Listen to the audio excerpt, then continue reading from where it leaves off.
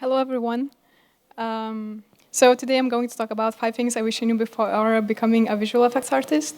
Today is not going to be a technical talk, unfortunately.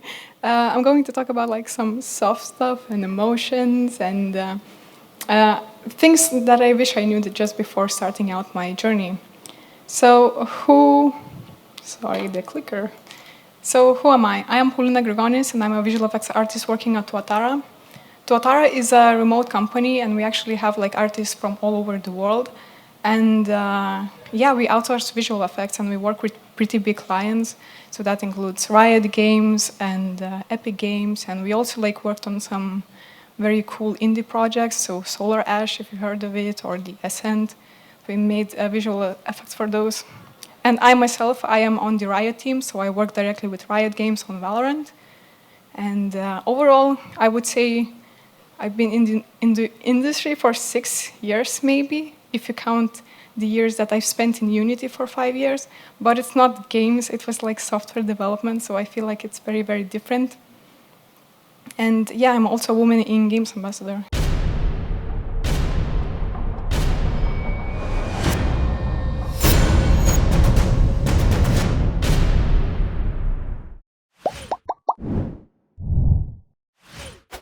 So moving on, like what are real-time visual effects? So from game development perspective, visual effects are computer graphics that are rendered in real time to enhance the environment and characters living in them. But like simply put, I would like group them into like 2 groups. One is environment effects and one is gameplay effects. So for environment effects, it could be like water simulations, maybe like fog or clouds, and maybe like a campfire in the distance. And for gameplay effects, like I I would think of cool abilities like from Diablo and stuff, like exploding blood, maybe like lashing out some tornadoes and stuff. And yeah, that's a short description. But let's talk about my journey, basically how I got into the visual effects in general. And it all started with a mental breakdown, seriously. Like I would say, like previously, when I was in this like very difficult sort of situation. So I was a QA lead and I had a very big team. And I was also studying in my second year of university. And I got overburnt, and it got so bad that I developed an anxiety disorder. And yeah, I would get like 3 panic attacks a day. And for those who don't know what that feels like, it's like you get a fight or flight response for just simple things. So maybe I would be just sitting in a meeting and my heart would race, and yeah, you would just get like very panicked and scared in general. So I'm just saying that because just to raise mental awareness in games and like mental stuff. And if you're going through something like that, like you're not alone. And I know like a lot of people in games that go through this, and it's going to be fine. But yeah, I patched myself up. Everything went well, but I decided to step back from my leading position. And this is a point that I want to make when you're making a career. It's not going to be like a linear line. Sometimes you have to step back in order to progress further in your career. And yeah, I stepped back from leading and I went to this position called content specialist in the asset store. So I was still in Unity, but I was just like vetting content. So anybody who would like submit music or like 3D models, I would decide if they go on the store or not. So it was very, very simple. But since I stepped back, this is where I found visual effects. And these are actually my first visual effects, and they don't look that great, but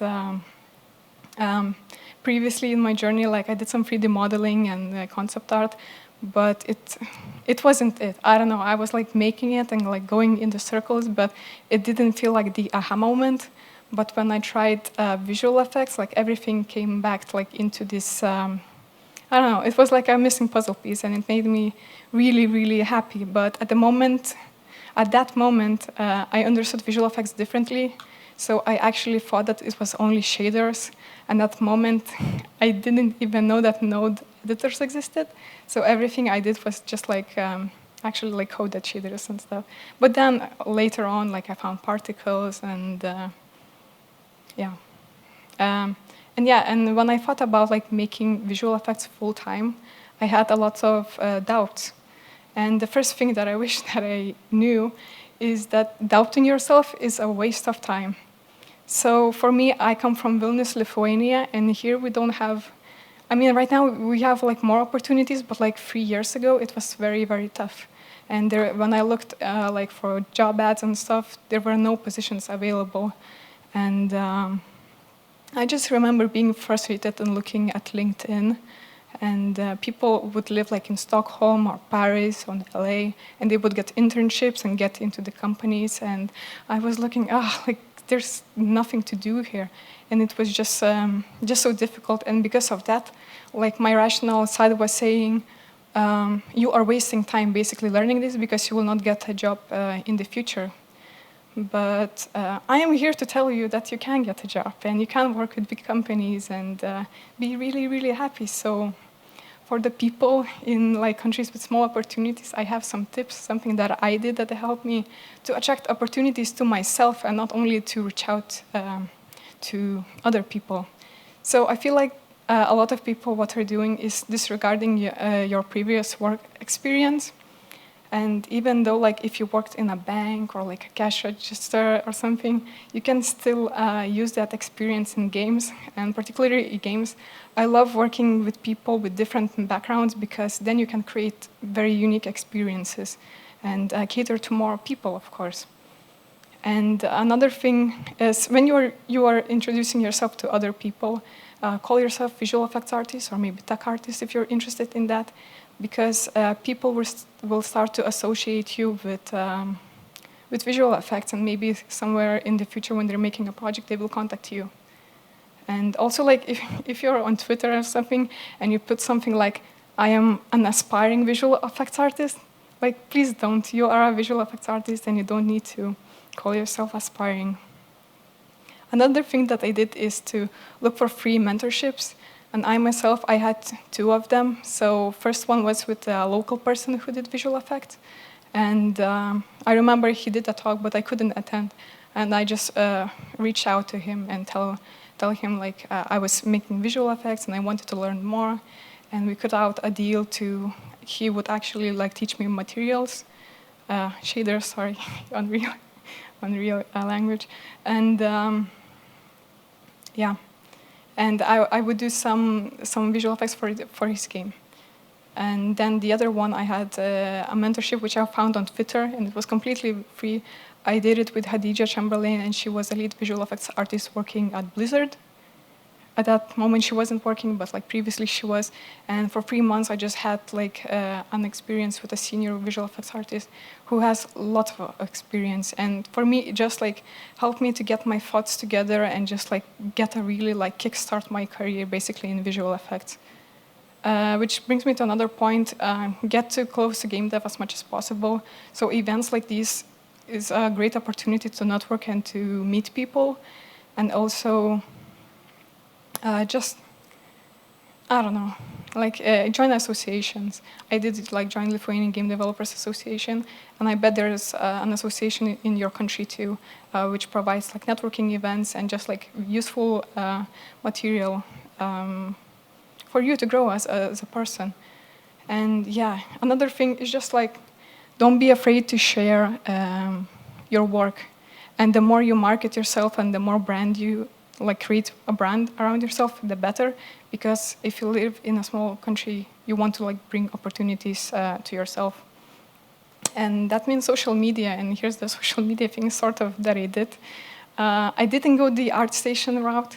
And it's a funny idea why I didn't do that, because in my head, I thought like, why would I put my mediocre work on the ArtStation where there are tons of artists that are better than me, and the recruiter or somebody who's looking for visual effects artists, they could find somebody else. So I created my own site, and my idea, like from the sales side, it made perfect sense because I was creating an ecosystem where people could just go in and just learn about myself and also check out like visual effect breakdowns, and I've also like written some tutorials on shaders, and I shared that around. And my main like social media platforms were Twitter and LinkedIn. Twitter is just like a huge hub for game development in general. Sort of things changed after the Elon Musk thing happened, so some of the people scattered around, but also LinkedIn.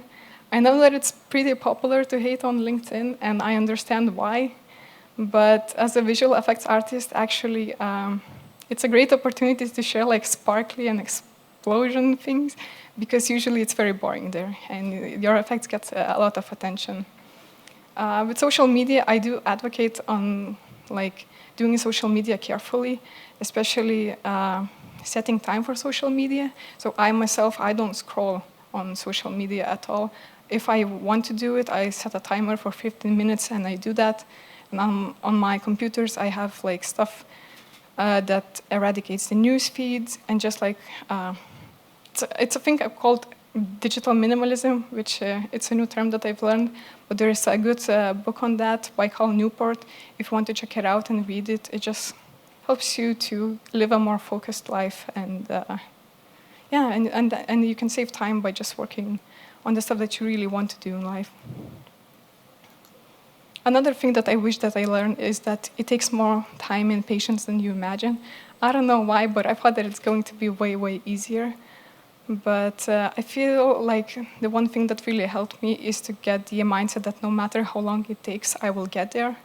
And it just like takes away the pressure and just like doing things on your own terms. And just like investing so much time that you cannot back out from the work that you are doing. And the stuff that just do the effect or tech art stuff that just inspires you the most.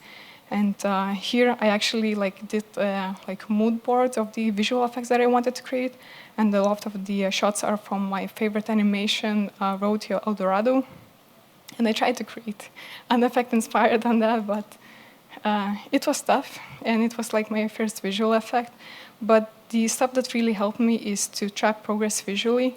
I myself, I am a very visual person, so what I did is actually like I would have a day log even. And basically what I would do, like from Monday to Friday, I would spend at least 2 hours before my current job just to focus on my learning. And yeah, I would put like GIFs and just like write what worked, what didn't work. And this helped me like in those hard times that I could look back and see how much progress that I made, and just kind of like adds up to the invest so much time that you cannot back out thingy. Another thing that I wish that I learned is listening to your gut is essential. So these are all the companies that I worked, I guess, like in the past 2 years. So I've changed things a lot because after the panic attacks, like I got really in tune with my body and just like myself, and just like seeing what works for me and what doesn't work for me. And with that came the intuition. And yeah, I just had like this gut feeling that I was ignoring my whole life. And I felt like that kind of like caused the panic attacks that I did. But after them, I decided, okay, like I'm going to actually listen to myself and do the stuff that I really want to do. So I was working at Unity, and then I quit cold turkey. I didn't have a plan. I thought that I was just going to make a portfolio. And I went to a networking event, and basically I just got hired into Astoti, which is a mobile studio local here. And I became a visual effects artist, but I didn't stay there long, because I've got an offer from an indie game studio called Golem House, which made ARPGs. And I myself, I really, really like RPGs. And of course, with RPGs comes a lot of like cool visual effects. So I felt like this is an opportunity that I shouldn't miss. Also, they created games for PC, and I envisioned myself like in the future, like also making PC games. And here's the point that I want to take you from this slide is to like never settle what you don't want. The faster you get relevant experience, the better. Like if you want to make PC games, go ahead and try to like get the opportunities to make PC games, because when you're going on the like next job hunt, you will already have the relevant experience for that. And Golem House actually closed down. Even like last year, we did a showcase in this in DevGAMM, But yeah, it didn't work out. And I had to move on to Ultra Horse, which is another great company, but they've only stayed there for 2 months. Maybe, no, it was 1 month. Because maybe it was like I was just getting over the closure of like the previous studio, but inside like it didn't feel right. And I even like even cried for a few days because I just wasn't really happy with my life. But then I decided to change things and actually to write to Tuatara, and I'm glad I did because now I work with Riot Games and I work with very talented people like right from my home, and I don't have to like move anywhere. And yeah, another thing, don't stress over the tools and techniques. So at the start of my journey, you kind of like, you have to choose, like, is it Unity or like Unreal as an engine? And you know, there's like a bunch of videos, bunch of articles, but I'm here to tell you that it is not really that important. I started with Unity, but now I work with Unreal and I sometimes go back to Unity. The thing is, like, the techniques that you learn and the shader stuff and just like anything with visual effects, they can be easily transferred from engine to engine. You just have to like learn the tools. And yeah, eventually you will learn a little bit of everything, so don't feel like too overwhelmed. Just like take your time, also like think like what works for you and what is the most comfortable tool for you to work with. And in the end, just be like, I didn't ask a lot of questions in my like through the jobs that I had, and I wish that I did, because I just remember one situation that I spent like the whole day like creating this Uber shader of an issue that I wanted to solve. And I remember a developer walking by and saying like, what are you doing? Like, this looks so complex. And I told him the issue that I wanted to solve, and he was like, okay, I think there's like a math formula for that. And I'm not good with math at all. So I just remember he was just helping me, and it was just a simple formula, and it was only a few notes, and it got the job done. And yeah, I feel like this was a lesson for me in the future, just to get like, just to ask questions. And also like, if you're starting out, go ahead and go to Real-Time Visual Effects Forum. It's super helpful. You can ask questions there. You can see like other people's work and connect with people. And don't be afraid to join Discord groups and maybe like post things to your local Facebook group. Just like really to connect with people. And the more you ask, the quicker you will learn in general. And yeah, I guess that's it. Recap.